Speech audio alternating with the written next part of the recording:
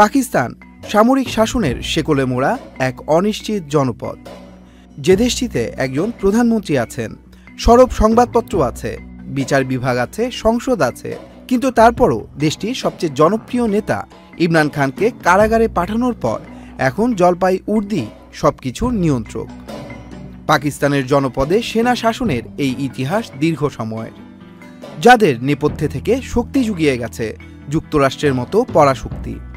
আজ থেকে ৬০ বছর আগেও পাকিস্তানের একজন জেনারেল অভ্যুত্থানের মাধ্যমে ক্ষমতা দখল করেন এবং নিজেকে ব্রিটিশ সেনাবাহিনীর সর্বোচ্চ পদ ফিল্ড মার্শালে উন্নীত করেন।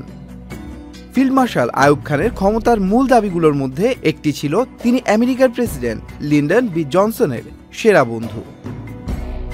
লিন্ডন জনসন এর বিনিময়ে চেয়েছিলেন স্নায়ুযুদ্ধের একটি ভূকৌশলগত খেলায় সোভিয়েত ইউনিয়নকে চাপে রাখতে। এ সময় পাকিস্তানের বিমান ঘাঁটি ব্যবহারের সুযোগ পায় দেশটি। এরপর পাকিস্তানের ক্ষমতার ভরকেন্দ্রে দেখা যায় ইয়াহিয়া খান, জেনারেল জিয়াউল হক, পারভেজ মুশাররফের মতো সামরিক শাসকদের, যারা প্রায় সবাই ছিল আমেরিকার প্রিয়ভাজন এবং পরীক্ষিত বন্ধু। সম্প্রতি যুক্তরাষ্ট্রের টাইম ম্যাগাজিনে কেন আমেরিকান প্রেসিডেন্টরা আসিফ মুনিরের মতো শক্তিশালী সামরিক নেতাদের ভালোবাসেন শিরোনামে একটি লেখা প্রকাশ করেন পাকিস্তানের জনপ্রিয় ঔপন্যাসিক এবং সাংবাদিক মোহাম্মদ হানিফ।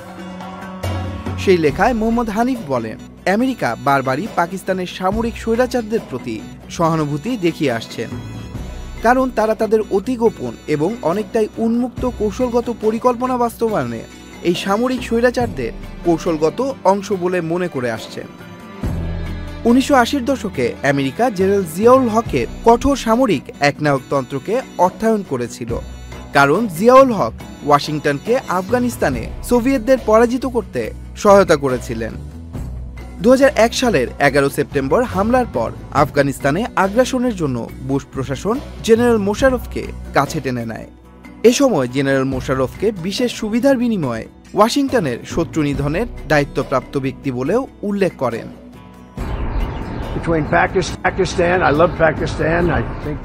ট্রাম্পের দ্বিতীয় মেয়াদে আমেরিকা ও পাকিস্তানের মধ্যে সেই পুরনো ভালোবাসা আবারও জেগে উঠতে দেখা গেছে, যা তাদের অতীতে একত্রিত করেছিল।